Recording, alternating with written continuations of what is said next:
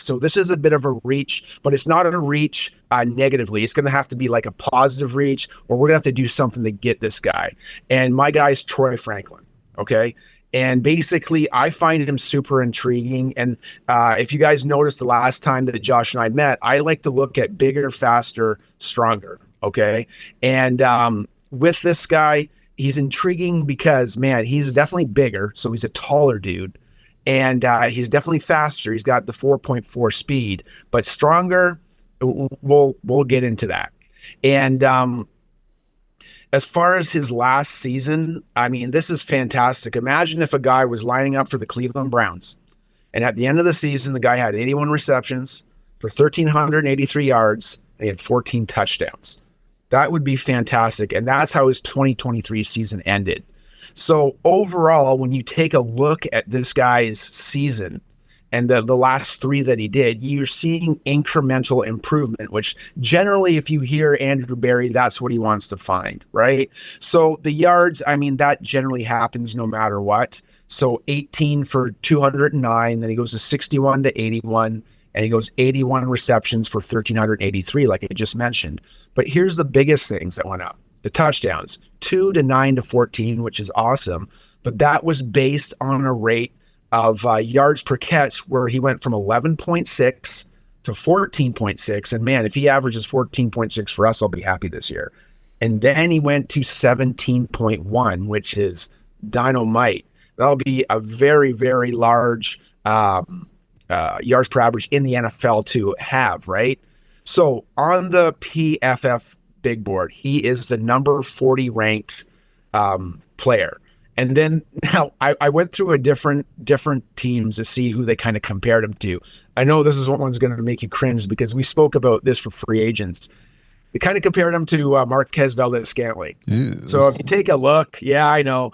If you take a look, though, Scantling's 6'4", and he's 206, but he does run he ran a 4.3 in the combine. He runs about a 4.4 right now.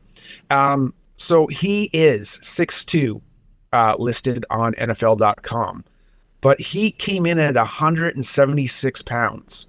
So now the Bleacher Report, this is pre-combine what I found, they had him at 6'3" at 187. So he somehow lost some poundage somewhere along the line, or he just never was that way. But great numbers for the combine. So 4.4 speed. He's got a 1.6 in the 10-yard split, and then a 39-inch vertical. So for that killed the combine for him. So he's on a lot of radars. And as the number 40th ranked prospect, you would, if he just gets drafted for you, that's a day 2 pickup. But I mean, with that speed, that vertical, and the split, you might be looking at him a little bit higher into the first round.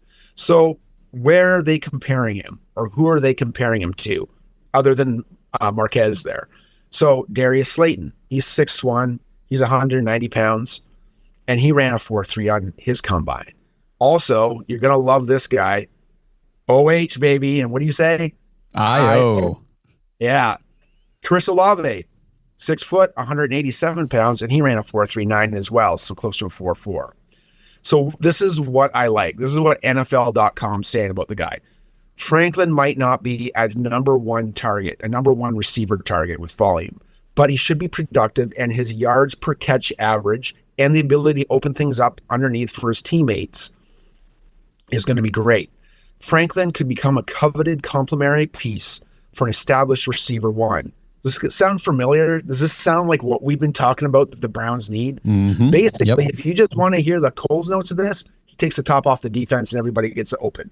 Is what you're hearing about this, right? So again, they're going number one vertical target that should instantly help a passing game. This is exactly what we wanted from Anthony Schwartz, and it just didn't materialize. So he's not just a speedster. He's quick of foot, and he's a detailed runner. And this is where we kind of get into comparisons about Chris Olave. This is exactly it. The guy's got a slight frame too, so I can see that comparison. So, and what they mean by a detailed route runner. So he's constantly throwing different releases at running backs. So while you're saying in your head, wow, he only measured 176 pounds, he's throwing different ways to get off the line of scrimmage, basically. He's also got a good understanding of how to manipulate a defensive back. So if he attacks one shoulder, defensive backs are trained to hit him up in a certain way. He will immediately go for the other shoulder. So he was constantly keeping defensive backs guessing. He almost never runs routes the way that the defensive back's going to think that he is. So he's always keeping them guessing. So that's going to help him get open. Now, it still remains to be seen, like, can he beat NFL coverage? That's a big thing.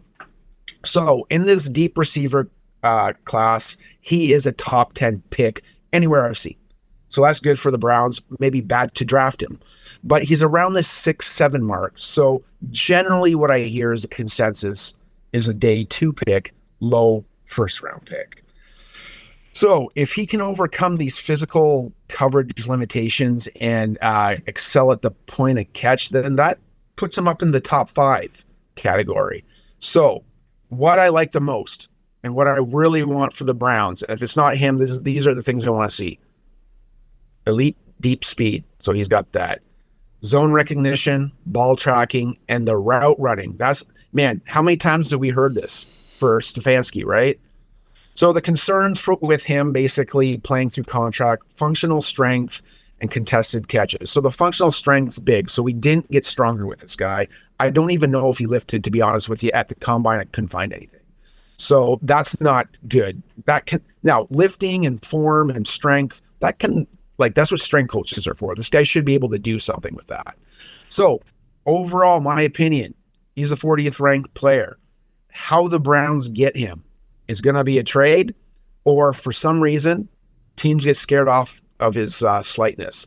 But basically, the only way that he falls, like I said, it's the weight.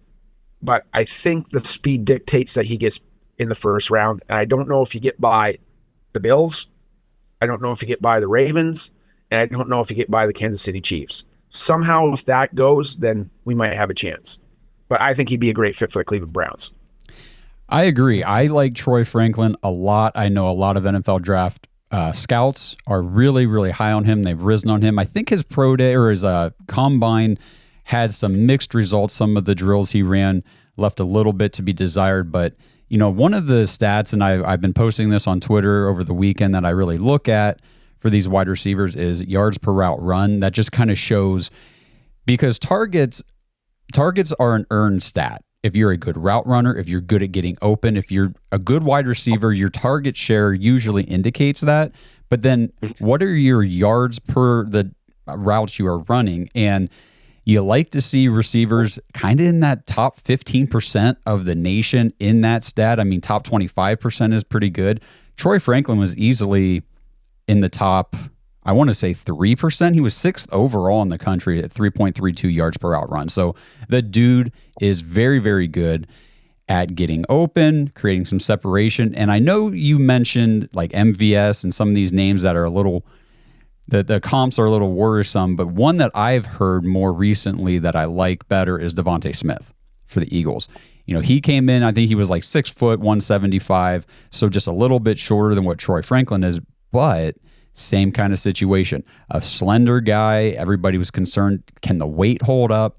And what you're seeing in the NFL right now is a move toward smaller receivers, quicker guys, because the NFL is running, and I've said this multiple times, 70% zone coverage on average on the defensive side of the ball. So strictly lining up outside, out physical your man and beat him deep. That is not really the game right now. The game is, can you win consistently in the intermediate areas of the field? And I think that's where Troy Franklin can also excel. Yeah, I loved it too. You guys posted something about the yards on I think it was 2 days ago on Facebook that I caught it on, and you listed a bunch of receivers and you left out, because you were doing realistic targets. And you left out Franklin. And one guy, do you remember Jared? Yep, the very first comment, yep. First comment, what about Troy Franklin? And I was like, oh boy. I want to say, hey, I got something for you on Sunday, buddy. Stay tuned. Yeah, so Troy Franklin, I love that pick, and definitely is going to have to be, it would have to be a trade up. We would have to do something, make some sort of move. And I think it would definitely depend if he's slipping toward that back end of the first round. If the Browns feel like there's a chance he's coming into the second round, maybe we see it on day 2. But we'll see. We still got a lot of time left in the draft process, so a lot of exciting developments can unfold.